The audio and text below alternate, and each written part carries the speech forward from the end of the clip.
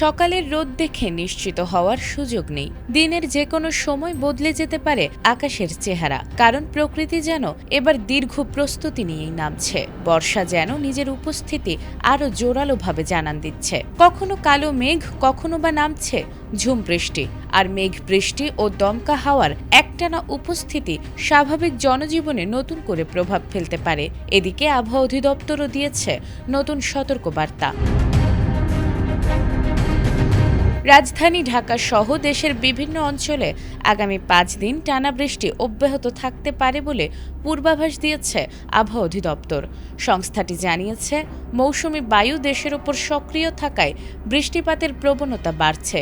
বিশেষ করে বরিশাল ও চট্টগ্রাম বিভাগে কয়েক দফায় মাঝারি থেকে ভারী, কোথাও কোথাও অতি ভারী বর্ষণের আশঙ্কা রয়েছে।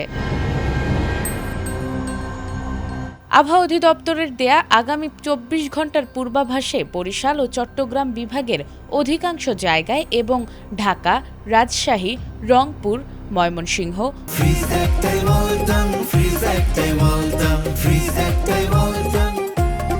খুলনা ও সিলেট বিভাগের অনেক এলাকায় দমকা হাওয়া সহ বৃষ্টি বা বজ্রবৃষ্টির কথা বলা হয়েছে। এছাড়াও পরবর্তী 4 দিনেও প্রায় একই ধরনের আবহাওয়া বিরাজ করতে পারে। বুধবার রাজধানী সহ দেশের বড় অংশে বৃষ্টির সম্ভাবনা থাকলেও দিনের তাপমাত্রা সামান্য কমতে পারে।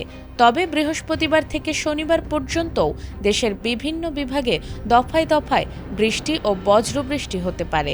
এ সময় দেশের কোথাও কোথাও মাঝারি থেকে ভারী বর্ষণের সম্ভাবনার কথাও জানিয়েছে আবহাওয়া অধিদপ্তর।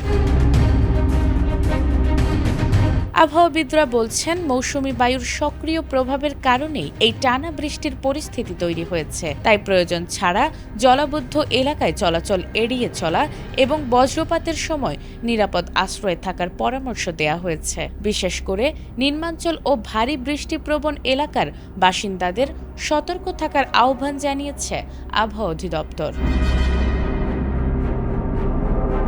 নাজমুন নাহার জান্নাত, এটিএন বাংলা।